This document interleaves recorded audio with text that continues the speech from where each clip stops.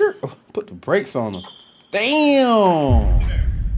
And he smacked him on the butt. Damn. Violated him.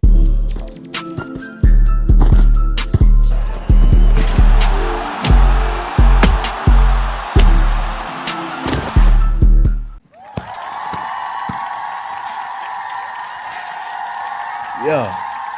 You two are going on, man. It's your boy Groovy tapping in with y'all boys, man. And welcome back to another vid, bruh. The hilarious story on the day Michael Jordan humiliated Corey Benjamin. Now, who in the hell is Corey Benjamin? I do not know. Now, I'm guessing Corey Benjamin is a cocky Chicago Bulls rookie that called MJ out to a 1v1. Oh my God. I don't know what made this man think that he could call out Michael Jordan. I'm guessing he thought he could beat MJ because he was retired during this time. He thought MJ was washed, but we all know it's levels. It's levels to this basketball ish. Now, we all know the outcome of this story. We all know Corey Benjamin about to get exposed. I want to see how this story go. I never heard it before. Y'all know I love these MJ stories. I know y'all love them too, man. So before we get into it, like the video, comment down below, man, any videos y'all want me to check out next. And last but not least, sub up, man. Let's hop straight into it. When scrolling through the Michael Jordan archives, you may have come across this clip.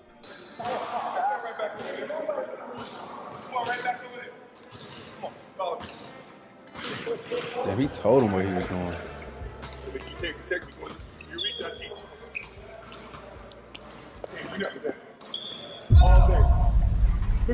Damn.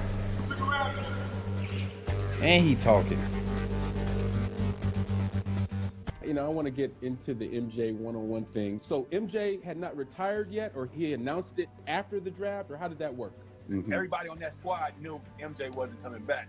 Mm-hmm. But I didn't know. I was like, ooh, man, I get to play with MJ, Dennis Rodman, you know what I'm saying? I get to play with MJ. And as Michael Jordan, wife Juanita at his side, says goodbye. I am here to announce my retirement from the game of basketball.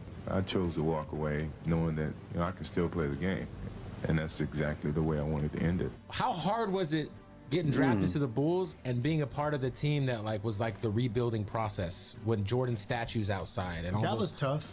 And I remember that kind of being just the first era of it was you, Elton Brand.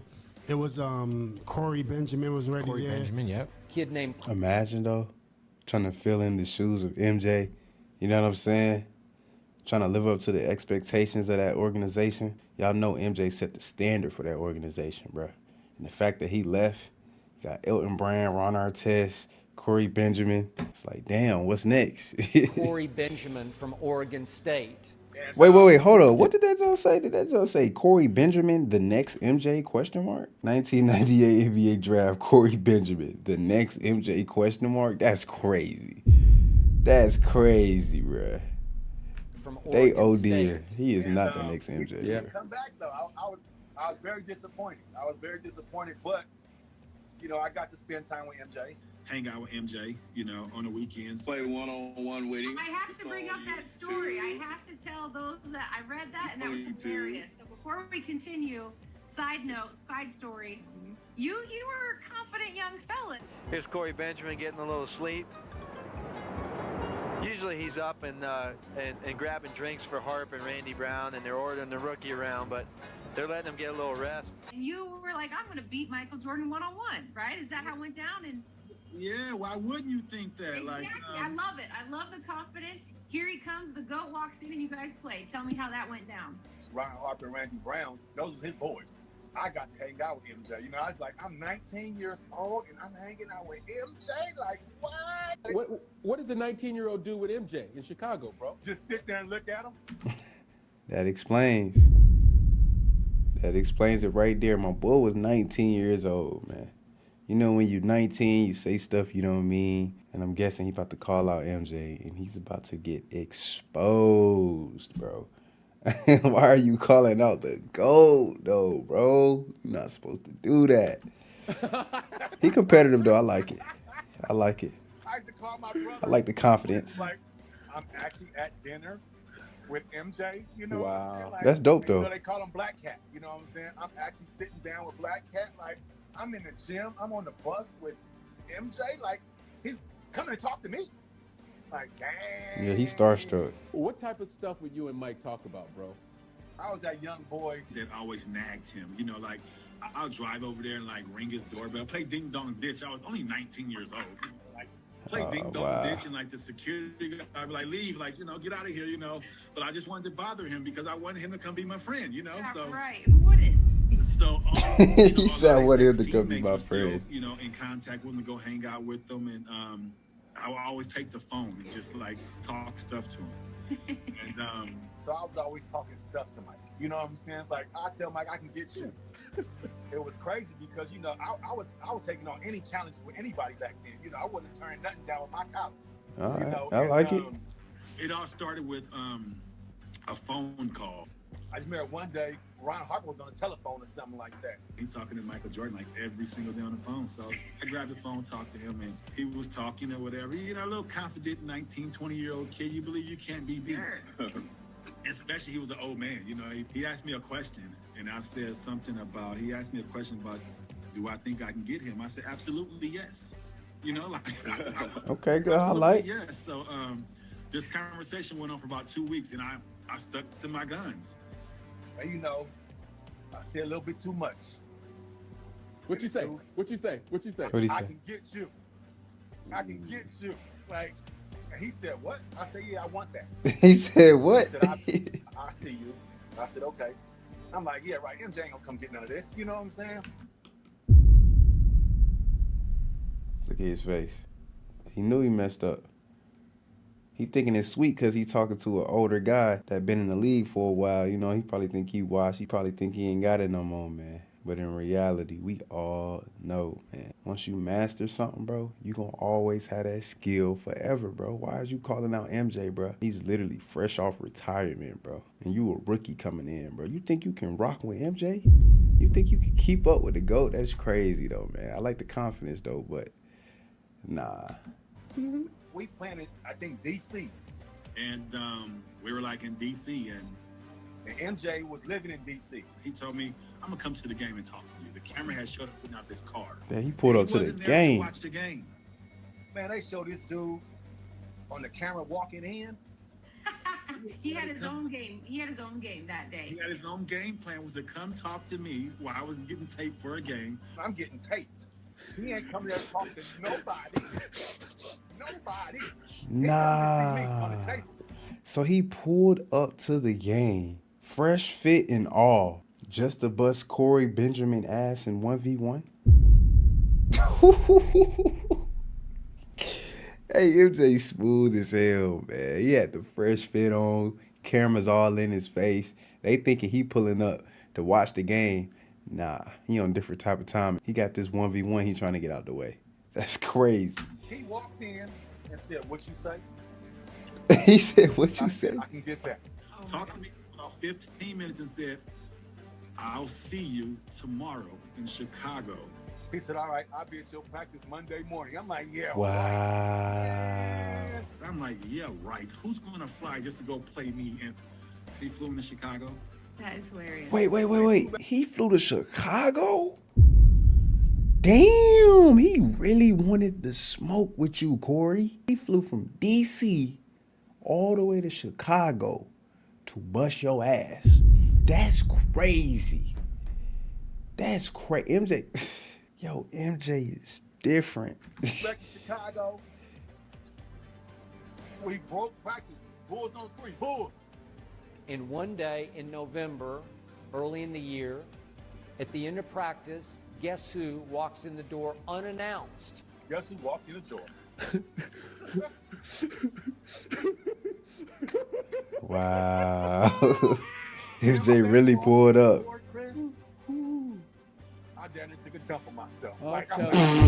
Yeah, 23 walked in his sweat clothes. Wow. Man. And so I act like I didn't see him, you know what I'm saying? Like I was he said, Corey, come back here. So Jordan took off his top, but he kept his bottoms on, his sweatpants on. Let's go. Everybody like, ooh. I'm like, oh Lord, let me get some. So, and it felt like at that particular time, I was a kid in the candy store. Oh, I'm sure. I was a kid in the Pretty cool. That's a pretty cool story. Damn. Destroyed poor Corey Benjamin. Even then, Jordan was tough to defend. I mean, the thing about Jordan was you knew what he was going to do. You knew what he was going to do. But you couldn't stop it. Look at that. And everybody watching. And he gonna get you or he gonna pull up. Damn. Pull up.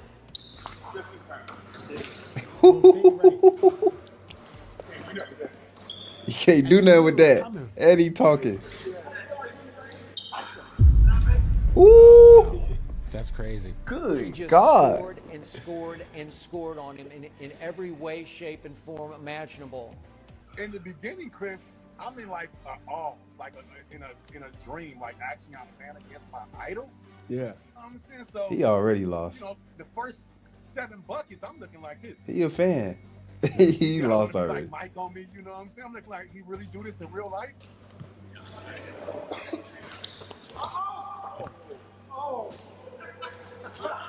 That's crazy, bro. Did he even get the ball yet? Damn, look at his teammates. Nah, bro, he embarrassing himself, bro. 8-3. 8-3, bro.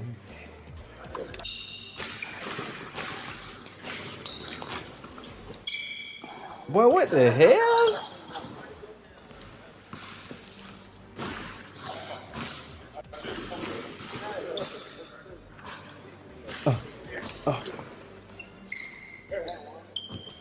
And 1.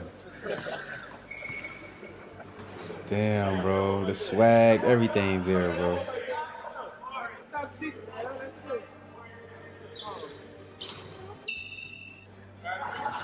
Look, none of his teammates want that smoke, man.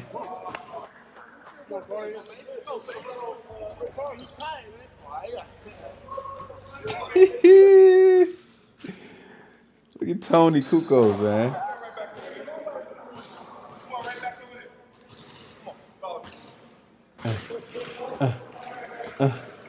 Look at him at that low post. That post fade. Automatic. This ain't even fair, bro. This ain't even no real game, bro. He's starstruck. He nervous.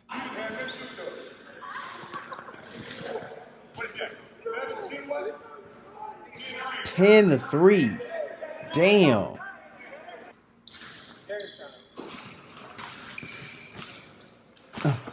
Skirt. Oh, put the brakes on him. Damn. And he smacked him on the butt. Damn. Violated him. And poor Corey Benjamin was so psychologically shot by what Jordan did to him that Corey Benjamin never amounted to anything. He hung on for about 3 years with the Bulls. Then he bounced around the league a little bit. Then he bounced around overseas a little bit. No. And he was out of sight, out of mind. Ended his career before it even started? Damn. God Jordan damn. came over and told us in the media afterward that was a lesson. Were you trying to give him a morale boost today? Is that one of the reasons? Right? That as well as a lesson. I think I accomplished both. It wasn't just a lesson for Corey Benjamin. It was a lesson for Jerry Krause. Jerry and everybody you feel. I don't come around Jerry. I don't have to come around Jerry. I mean, I can come around and see some of the players. I mean, I don't have to report to him. You took that guy and you thought he could replace me? Well, I just... Wow.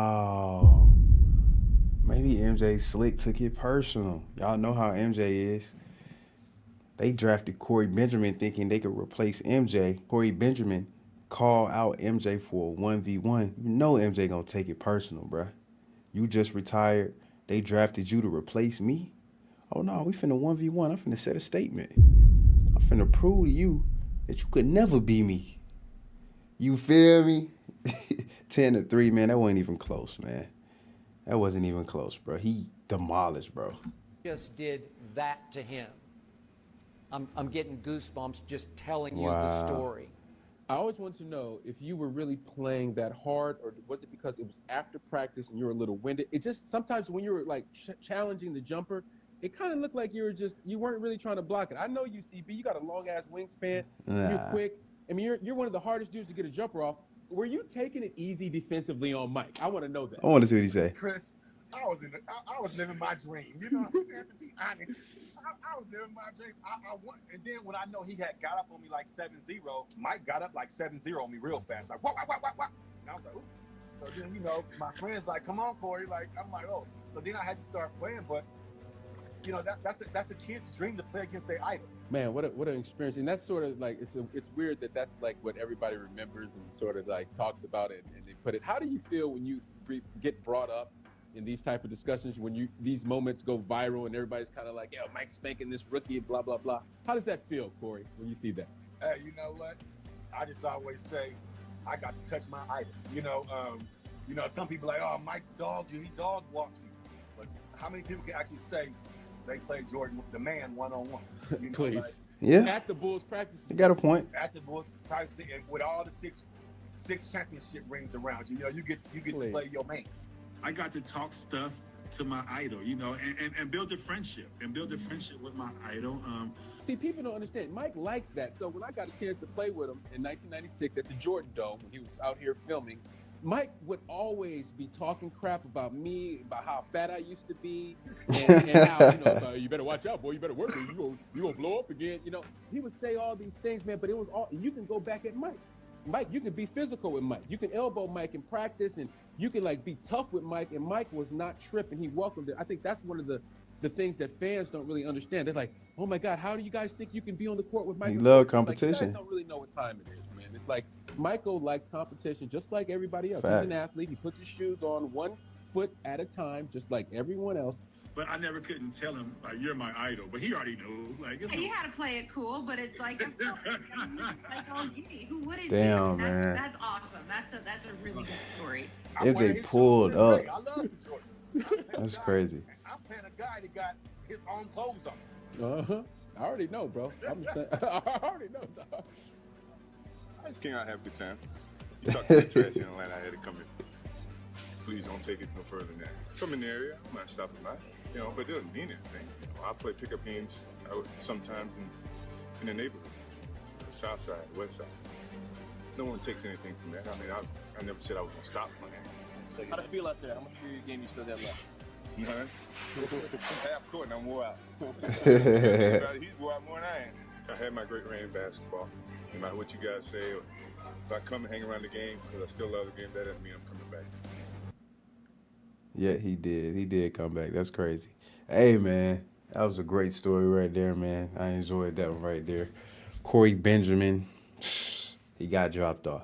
This whole story was crazy, though, man. MJ literally went to an away game, pulled up just to tell Corey Benjamin, look, I'm going to see you in practice on Monday in Chicago. He flew to Chicago just to play this man in a 1v1 game just to prove a point that you cannot replace me. And bro beat him 10-3. You know what I'm saying? Like, it wasn't even a game for real, man. I feel like MJ took it personal, bruh. A little rookie who's coming in to fill my spot. He talking trash. He think he can beat me 1v1. And Michael just did what Michael did, man. He went crazy. Demolished him in front of the cameras, in front of his teammates. And obviously, Corey Benjamin, he looking at it in a fan perspective. I just met my idol. You know what I'm saying? I got a chance to hang out with Michael Jordan, build a friendship with him. So, yeah, man, it's two different sides of the story, man, but MJ wasn't going for it, man. He wasn't finna let no rookie talk trash to him. You know what I'm saying? And obviously, as you can see, it did not go Mr. Corey Benjamin's way, man. You know what I'm saying? But anyways, that was a good story. I like it. If you like the reaction, hit the like button, man. Comment down below any videos y'all want Groovy to check out next. And last but not least, subscribe to the channel if you're new. I'm going to catch y'all in the next video.